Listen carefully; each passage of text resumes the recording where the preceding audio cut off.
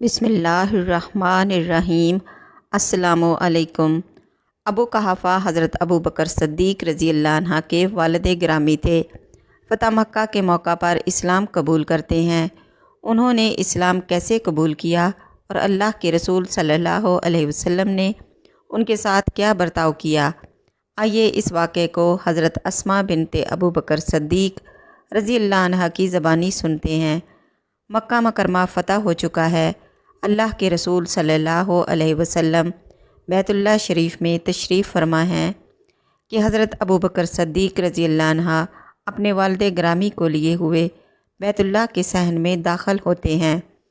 اللہ کے رسول صلی اللہ علیہ وسلم نے دیکھا کہ ان کا یارغار اپنے بوڑھے اور ضعیف والد کو لیے حاضر ہو رہا ہے۔ حضرت ابو بکر صدیق رضی اللہ عنہ کے گھرانے کی اسلام کے لیے بے شمار قربانیاں ہیں۔ آپ صلی اللہ علیہ وسلم اس گھرانے کو اعزاز دے رہے ہیں۔ حضرت ابو بکر صدیق رضی اللہ عنہ سے مخاطب ہوئے اور فرمایا، اس بزرگ آدمی کو گھر پر ہی رہنے دیتے، میں خود وہاں جا کر ان سے مل لیتا۔ اسے کہتے ہیں اعلیٰ اخلاق اور بڑا پن، جس کا مظاہرہ رسول اللہ صلی اللہ علیہ وسلم کر رہے ہیں۔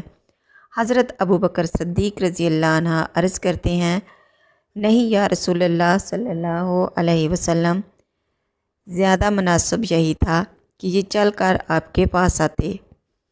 ذرا اس منظر کو آنکھوں کے سامنے لائیں۔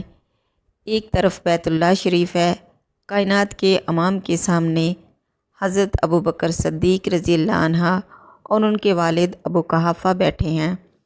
اللہ کے رسول صلی اللہ علیہ وسلم ابو قحافہ کے سینے پر ہاتھ پھیر کر فرما رہے ہیں، اسلام لے آئیے۔ ابو قحافہ اسی وقت کلمہ شہادت پڑھتے ہیں، اشہد ان لا الہ الا اللہ و اشہد ان محمد الرسول اللہ۔ اللہ کے رسول صلی اللہ علیہ وسلم بوڑھے ابو قحافہ کو شفقت بھری نگاہ سے دیکھ رہے ہیں۔ ان کے سر کے بال بالکل سفید ہیں۔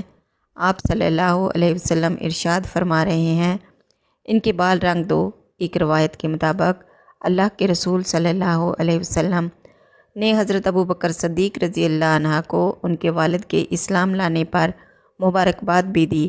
اللہ کے رسول صلی اللہ علیہ وسلم نے اپنے اعلیٰ اخلاق سے اپنی امت کو اپنا منہج اور اصول اور طریقہ بتا دیا کہ ہم مسلمان بوڑھوں کا ادب کرتے ہیں، ان کو عزت و احترام دیتے ہیں۔ اسی لیے ارشاد فرمایا، جو ہمارے چھوٹوں پر شفقت اور بڑوں کا احترام نہیں کرتا وہ ہم میں سے نہیں۔ بوڑھوں کی اس طرح عزت افزائی کی کہ ارشاد فرمایا، بلا شبہ سفید بالوں والے ضعیف العمر کی تعظیم اللہ تعالیٰ کی تعظیم ہے۔